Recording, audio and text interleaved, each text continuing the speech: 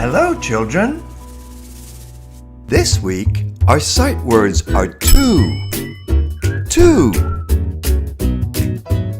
They like to read. They like to read. They like to read. To. Our next sight word is to. To. He has two friends. He has two friends. He has two friends. Two. Our next sight word is so. So. They are so happy.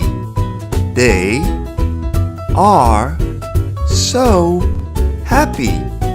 They are so happy. So.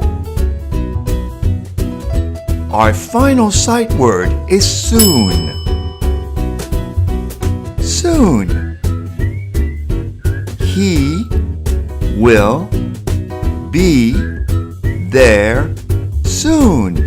He will be there soon. He will be there soon. Soon. These are all our sight words for this week.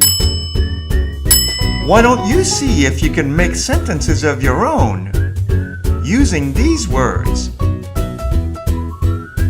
Have fun and have a great week.